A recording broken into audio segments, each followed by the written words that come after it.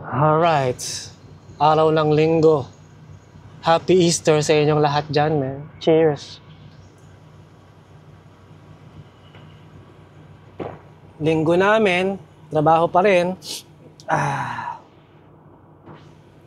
Nandito na ako ngayon sa Highway 70, no? Eastbound. Eastbound tayo ngayon, pag ganun.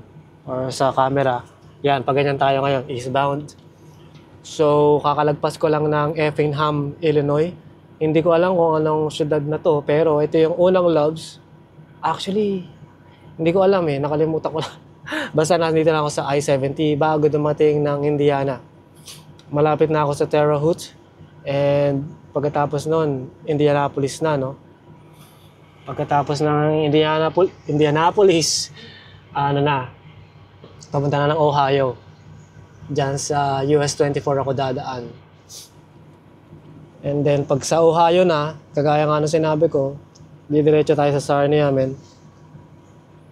Ang problema natin ngayon, men, itong kargada nating Surfonic na hazmat na to, hindi pa cleared, men, putik. So, ang mangyayari nito, pagdating ko ng 94, no, yung pinakahuling Loves doon sa may, ano ba yan? St. Clair ba yun? Basta sa may Wadhams Road. Doon ako matutulog, men. Hindi ako makakatawid. Dapat mamayang gabi nasa bahay na ako or hapon. Pero hindi ako makakauwi dahil nga hindi pa clear yung load. Kapag ka hindi pa clear yung load, hindi ka pwedeng tumawid, men. Madidetain ka sa border. Pero ganun pa man, wala naman tayong magagawa, no?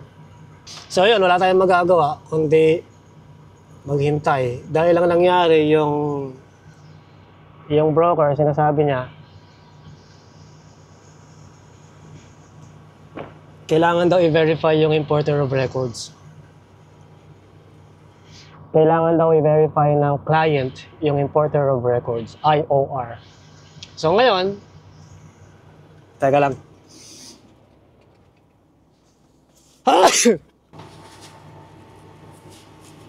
So, whew.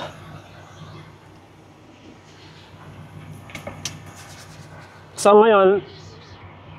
ngayon para ma-verify yung importer of records na yon, Monday pa raw nila ma-verify. So madali salita, late na ako sa aking delivery. Dahil ang delivery nitong load na to ay bukas, Monday, ng alas 8 ng umaga. Pero maghihintay pa yung client na magsipasukan yung mga tao niya. Hindi ko alam kung anong oras magtatrabaho yung mga yan. Sa States yun eh. Sa Texas, yung pinanggalingan na to. Doon pa lang sila makakapag-verify ng importer of records. Kaya yung shipment natin ngayon ay naka-hold.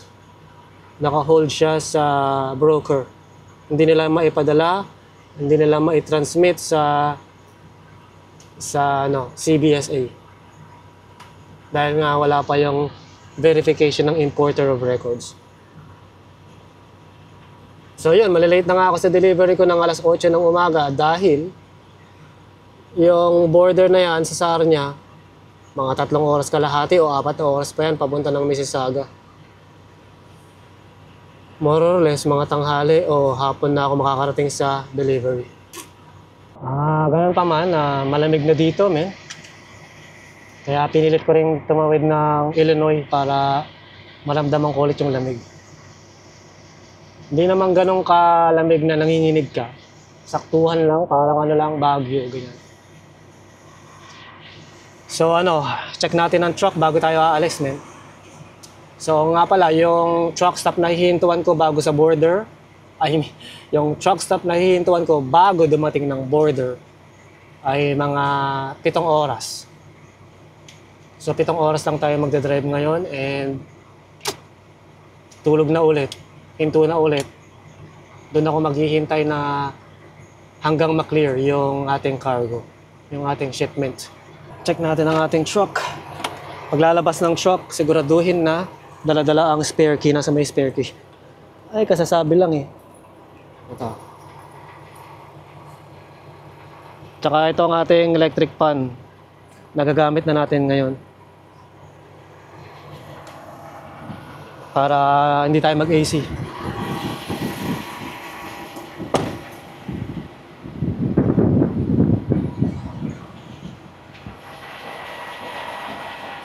Sarado ang fuel cap. Nandiyan pa rin ang ating dalawang placards. Okay ang ating airlines. Yan ay nakapasok. Ibig sabihin nakalang ang ating Joe. Walang leak.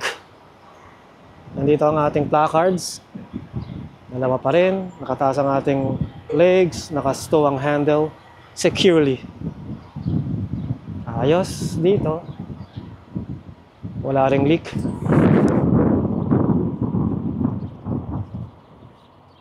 Oh, nakabante to nose in. Nandito pa rin ang ating selyo at dalawang placards. Naka-nose in tong katabi ko eh. Walang leak. So, payo ko lang no, sa mga kapwa ko driver dyan. Nandiyan pa rin ang ating mga placards. So, ang payo ko sa mga kapwa nating driver dyan, huwag kayong magka-park kagaya nito. Okay ang ating fuel cap, nakasara. At ang ating death cap, nakasara. So ito, huwag kayong papark ng ganito kasi kapag may nangyari sa truck ninyo, sabihin mo nang nasira, ayaw mandar, ayaw mag-start, paano ka mag-boost? No? Paano ka marirescue kung yung makina mo nakaharap dun? Nakaharap sa likod. Di ba? Parang ano yan eh. Ayan o. You're asking for trouble, man. Paano ka nila masasagip? Parang gano'n. Paano ka marirescue? Kung ganyan yung pagkakaparada mo. Kaya ang payo ko lang, no? Alam ko madali yung ganyang parking. Di ba? Madali yung ganyang parking. Dire-diretso ka na lang. Kasi dito siya nanggaling, man. Diyan siya lang galing, dire-diretso na lang siyang ganyan. Di ba, hindi na kailangan mag-backing, wala nang atras-atras. Madali yung ganyan. Problema nga, pagka nagka-problema yung truck mo, yari na. Malamang, kapag i-rescue ka, papaalisin nila yung truck dito. Yung sa katabi, wala na siyang katabi yata eh, wala na yatang katabi. So ito, papaalisin yung nandito sa, kunwari ako, papaalisin ako para lang ma-boost yung truck niya. Eh, paano kung hindi boosting? Bilis naman mag-backing nito. Bilis mo, boy. Slowly. Ahusay ka. Paano kung hindi boosting yung problema eh? Paano kung kailangan ito ng sasakyan mo? Eh, di yari ka na, hindi ka na natowing. Siguro, pwede na lang hatakin yung mula sa trailer. Hatakin pa atras. Hatakin siya pa atras. Pero ganun pa man, subukan natin wag mag-nose in sa mga truck stop. Minsan maganda rin yan para nga iwas disgrasya. Yung mga mag-backing sa tabi mo, yung trailer mo ang mababangga nila, hindi yung truck mo. Pero ganun pa man, hindi advisable. Hindi advisable ang mag-nose in. Kahit saan pa yan, kahit sa kotse ninyo o ano man, subukan nyo palagi patras yung parking para ma-rescue kayo. Para ma-rescue kayo pagka may problema. Natutunan ko yan kay paring Licious. Brad, shoutout sa'yo. Kung nanonood ka man. Yung brother Licious natin na yan. Kaya na nagsabi sa akin na dapat backing. Paatras yung parada mo sa driveway, sa parking, kung saan man. Para kapag kailangan ka nilang i-rescue, marirescue ka nila. Either boosting, o jump start, yung ganon, or towing. Tagal ko nang nagde-drive pero ngayon ko lang natutunan yun. Ngayon ko lang Dati kasi, no, yung sistema naman ng pagparada ng nose in, ano naman talaga, maganda rin. Dahil nga, kung mayroon paparada sa tabi mo, nabangga ka nila o ano man, yung likod ng sasakyan mo mababangga, hindi yung harap. Bakit mas mahalaga mabangga yung likod kaysa sa harap? Kasi kapag yung likod ng nabangga, ayos lang. Unless yung makina mo nasa likod, yung parang mga race car. Sports car pala, sports car. Pero kung yung kotse mo o ano mo, truck ay parang normalan lang, yung makina ng sasakyan mo hindi madadamage. Yun yung pinaka-logic kung bakit dati gusto ko palagi nose in. Pero pero simula nung nakausap ko nga si Parang Vicious, binigyan niya ako ng advice na ganun. It makes more sense na paatras yung parking para pagdating ng rescuehan, ma-rescue ka. Hindi ka sitting duck. Ay. Ayos namin. Buksan natin ang ating electric fan. Yun o. Hindi ako nag-AC. Oh. Hindi ako. Oh. Sarap. Parang natural lang na aircon. Hindi ko kailangan ng heater, hindi ko kailangan ng AC. Bukas bintana lang. Ito yung nakatulong sa akin sa Texas, men, yung electric fan na yan. Di ba, nakababa lang lahat ng mga bintana ko. Tas malakas naman din yung hangin nun. Ito nakakatulong doon kasi nasa likod ako. So yung hangin masyado hindi umaabot sa likod. Hindi ko alam kung bakit ganun. Parang dito lang nagko-cross yung hangin. Crosswind nga tawag. Shout out kay Kong Delbers sa crosswind na yan. So, itong electric fan na to, ito yung tumulong sa akin sa pagpasok ng hangin sa may bunk. Anyway, nabanggit ko yung yung tawag dyan, shout out. May nagpapa-shout out pala sa video ko dati. Gawin natin yan. Sino ba itong nagpapa-shout out? Actually, sino ba to? Teka lang ha.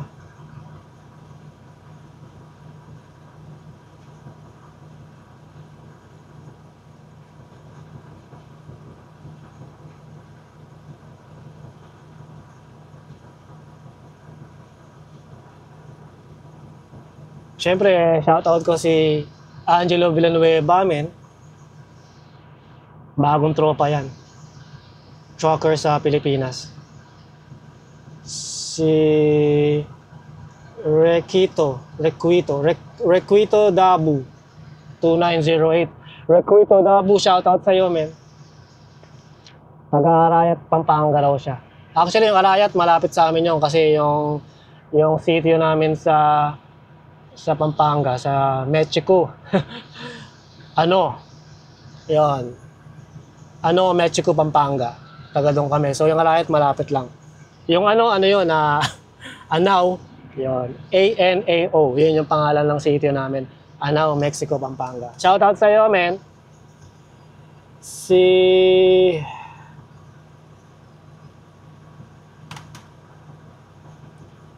Marami rin nagko-comment na Oilers fan. Ito, isa na dito si Lloyd. Lloyd, let's go Oilers. Let's go Edmonton Oilers. Ako, men, Maple Leaf ako pero hindi naman ako nagko-follow talaga ng hockey. Hindi ko naman masyadong pinapanood dyan. Ang alam ko lang talaga, malakas daw ngayon yung Senators. I don't know. I may be wrong, but si Ferdinand Villar. Yan, Ferdinand Villar. Si Bautista 776. Shoutout sa'yo, Bautista 776 Kabalen, men. Mimingat ka kin. Sino pa ba? Yan, ito namang isang to, yung kaklase ko sa high school. Ito yung kabanda-bandahan ko, nagigitara kami, nagkakantahan kami ng parokya ni Edgar. Si Mr. Rolly Combate. Shoutout sa'yo, men. Kamusta ka ba dyan?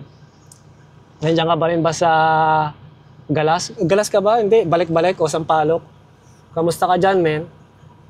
Kaklase ko yan, si Rolly and pati si Cesar. Naalala ko yan eh. Kaya yung mga tropa-tropa nun. Shoutout sa'yo, men. Mag-ingat ka palagi dyan. Sino pa ba? Si Dominic the Pinoy ATV Dude. Shout out watching sa West Edmonton, Alberta. Shout out sa'yo, Dominic the Pinoy ATV. Shout out sa'yo, men. Si Camille, yan, yung kalaro ko sa Call of Duty. Kung hindi niyo po natatanong, dati po akong malakas sa Call of Duty Black Ops 2. Hindi nga, itong YouTube channel na to, dati tong gameplays ko yung sa PS4 pa nun. Yan, kalaro ko si Camille Calicdan. Shoutout sa'yo, Camille, taga Arawa yan. Arawa, Ontario. Tsaka shoutout din kay Adonis291. Yan, sabi niya, pwede raw magdala ng hard-boiled egg. Basta luto na. Bawal din magdala ng hilaw na karne. Yung mga gulay. Basta anything na hilaw, bawal daw. Yung pagtatawid ka ng border. Salamat sa impormasyon, men. Tinatanong rin niya kung ano ba yung usual na produkto namin na hinuhol. Sabi ko, usually yung mga kargada namin ay mga panghalo ng pintura, mga minsan acido, minsan caustic. So, ngayon hazmat tayo ngayon. Uy, ang ginagawa nito? Ba't bumabali ka, men?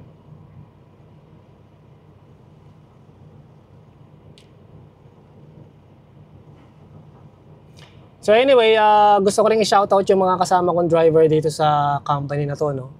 Si Kong Delbert, si Kong Jason, na taga Edmonton, Alberta na ngayon. Si Lakay Richard, si paring Marlon. Tsaka si paring Chris. Tsaka si paring Herbie. Shoutout sa inyong lahat, men.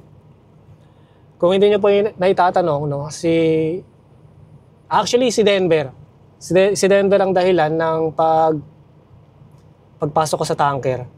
Dahil si Denver, nung nandun siya sa Hope, British Columbia, yung truck stop doon ng, Flying J. Nakilala niya si Herbie dyan sa truck stop. Meron daw siyang kilala na tanker na naghahanap ng driver.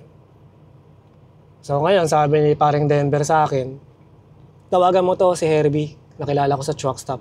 Ang sabi ni paring Denver sa akin, bakit hindi mo subukan mag-tanker? Umalis ka na dyan sa highlight, sabi niya. So ayun, tinawagan ko si Herbie, kwento-kwentuhan, and then si Herbie, nirefer niya naman ako kay Chris. Si paring Chris naman, yan talaga yung tanker na. So siya yung nag-refer sa akin sa company, sa owner-operator, na pumasok dito. Siya yung nag-refer sa akin.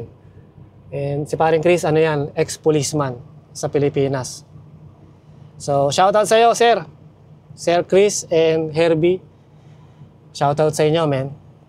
Nakarating na ako dito sa truck stop, men. Dito sa St. Clair. So, mga 10 milyahe. Nandiyan na ako sa border. Pero nga, yung cargo natin, hindi pa cleared. Ay. Sayang. So, 7 oras din ako nakapag-drive ngayon. Makakapagpahinga na. Tawag muna ako sa extended services. Kasi nga, hindi na ako aabot sa appointment ko bukas. Kailangan ko ipaalam sa terminal namin, no? Problema, wala namang opisina ngayon, so tatawag ako sa extended services. Itong extended services na to, ito yung 24/7 trunk line.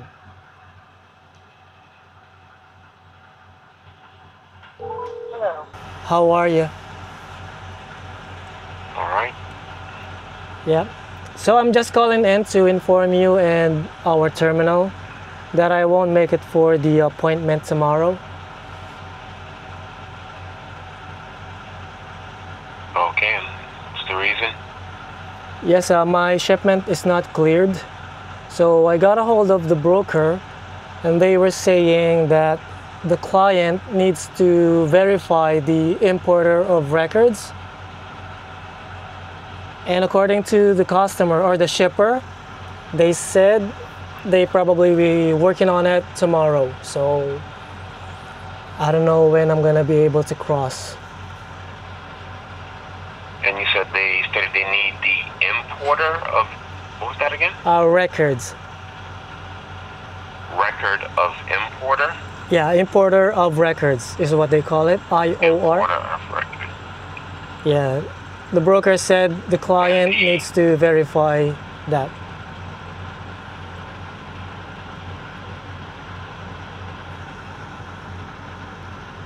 And you said you spoke to the shipper?